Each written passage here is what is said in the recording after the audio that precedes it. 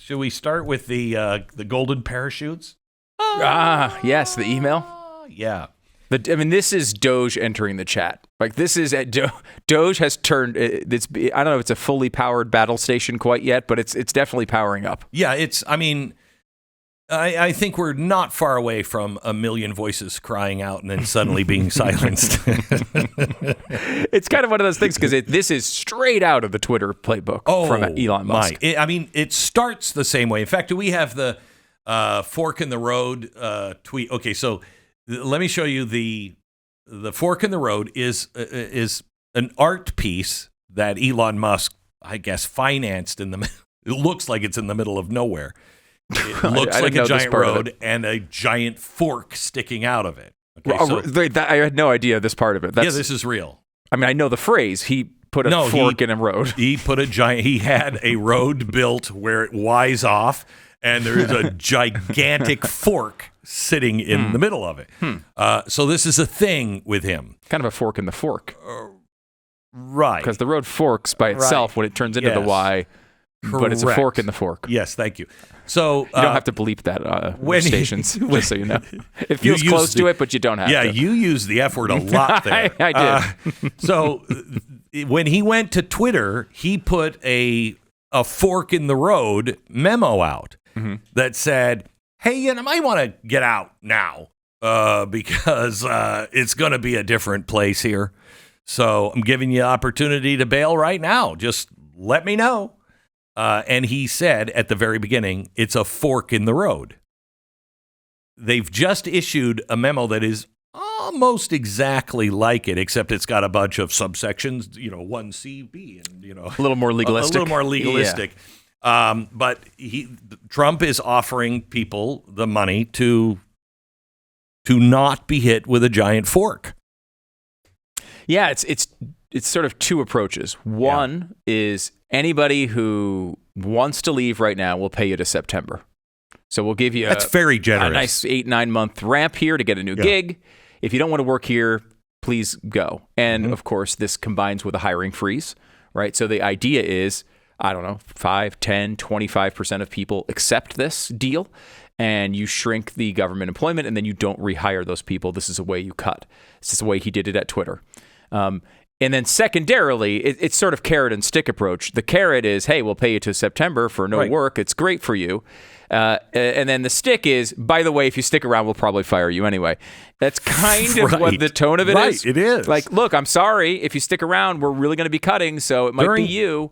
This is what it actually says. During the first week of his administration, President Trump issued a number of directives concerning the federal workforce. Among those directives, the president required that employees return to in-person work. Do you know what that number is? How many federal employees actually show up for work since the beginning of COVID-19? I don't know the number. What is it? Take a guess. We're now many, many years past COVID-19, Glenn. What is the number of federal workers that are actually showing up for work? I have to guess it's very low, but if I were just to guess without any pre-knowledge, I would have to say it was like 60. Right? I don't know. 40% of people not showing up seems significant. The number of people not showing up to work is 94%. Only 6% of federal workers are showing up. Even with the knowledge that it was going to be a low number, I'm shocked by that. 6%? 6. No way. It is 6%. Didn't you? Certain categories? You go to the Pentagon right now, it's 94% empty? That can't be true. I don't know about the Pentagon. Okay. So it might be certain areas of the government. Well, I do know this also, that the mayor of Washington, D.C. said all of our businesses are dying. Yeah. And said this to Biden. You have got to get people to go back into those buildings or let those buildings loose and let's bring other businesses into Washington, D.C. Because we're holding them empty, essentially. We're holding them empty so there's no business on the street because nobody's coming in. So restaurants are going out, shops just that aren't, for tourists are all going out. Now, if complete economic destruction happened to Washington, D.C., would you be able to tell the difference? I guess the question. No, we were just there. No. And I think if there was a raging wildfire, I'm not sure I could tell the difference. Among those directives, the president required employees to return to work in person, restored accountability for employees who have policy-making authority. Let me hang on. I think I hear the knives sharpening here. Restored accountability for senior career executives, and reform the federal hiring process to focus on merit. As a result of the above orders, the reform of the federal workforce will be significant. One out? Yeah. Take your out now. And like, it does a couple of things. I would. It's interesting because, he sent it to everyone. Basically said, none of you are essential. Any one of you can be replaced. Which is a message you send, an important message. You're not too important, essentially. I know you've worked here for 3 decades and you're a career employee and all that. That doesn't mean anything anymore, okay? That's one message it sends. It also sends a message, I think, to, like, if you put yourself in a position of, you're someone on the left who got into government because you have left-leaning ideas. You want to make sure. Get into government? It's true. Yeah, it's one of our problems. I can't think of a reason on the right why to get into government, except to stop people on the left. And that is a real problem. Yeah, we it have, is. because it's the same thing with universities. Like, yes. We don't go in there and we don't mix it up in those areas, and then they take them over. Yes. But let's say you're just someone who leans left. You get in there because you want to you think you support all these big taxes and big government programs, and you're working on administrating them. And now you realize, okay, Trump's coming in. He's going to try to cut this anyway. Do I really want to be here like cutting people and not distributing this money I think is so important? Maybe I do just take it, right? Like, just because I'm opposed and I don't want to go through this agenda, I don't want to be responsible for these evil cuts. So I think maybe I just take the money and leave. I think if you're a career politician or a career, government worker, if you've put in your time and they're going to give you, really good exit package. I don't know if you've been there for 25 years. Do I get my pension? Yeah, you probably do. Yeah. So, I would definitely look at it. If I had been there for a long time, I'd be like, I think I'm getting out now, because you just don't know. Yeah. Vivek Ramaswamy said we should just say everybody with an odd social security number and ends in an odd number, you're fired. What helps him here, because there are dumb protections built into some of these places for civil service types that it makes it sometimes difficult to fire them. And this is sort of like the self-deportation option when it comes to the border, right? You go. Just you take it. It's optional for you. Mm-hmm.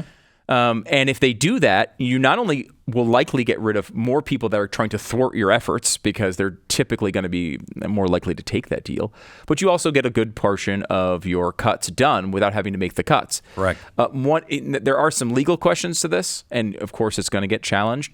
There is a clause, I think it's in the Homeland Security Act, that allows the government to offer employees $25,000 to resign, essentially, if they want to make cuts. So that much of it is pretty much straightforward protected.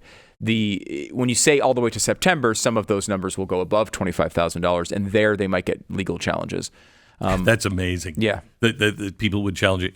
They're giving us give more me than too much 20. money. You're giving me too much money. That'll never happen. But in reality, what it is, of course, is the left doesn't want these employees to go away. They don't want the size of government to shrink, so they'll find any legal loophole they can to challenge what he's doing. Wouldn't it be fascinating to see the conversations of people right now in Washington, D.C. that are those diehards?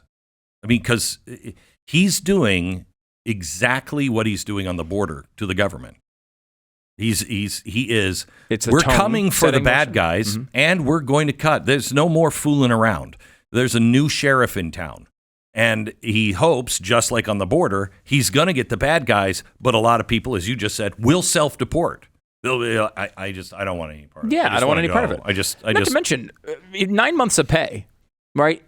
Combine that, if you happen to be an entrepreneurial type, of leaving a job, getting paid for 9 months, and then getting another job. Oh, if you could get... it could be great for your finances. If you had another job, if you knew you could get another job, you'd be stupid not to take it. To get paid for 9 months for doing nothing. Now, of course, it's taking it out of our pockets, which I'm not exactly thrilled about. But if he gets long enough term, it's great. Yeah, if he gets enough people, it's like $100 or $150 million a year is what they're expecting to get out of this. That's a lot of savings. I mean, it's a drop in the bucket, unfortunately. No, I know it is. I know it is. So $150 million a year is a pretty small was it a rate million of acceptance. Or billion? I have to look that up. Yeah. Because as I said that, I'm like, you don't pay attention. Million, billion, trillion, just doesn't matter anymore. Just wait till the quadrillions hit. Then you'll know. Oh. Then you'll know. And million will seem like, it's like it used to be like, they're a millionaire. And then it became, they're worth like $100 million. And then it became, they're a billionaire. Yeah. It's going to be soon, they're a trillionaire.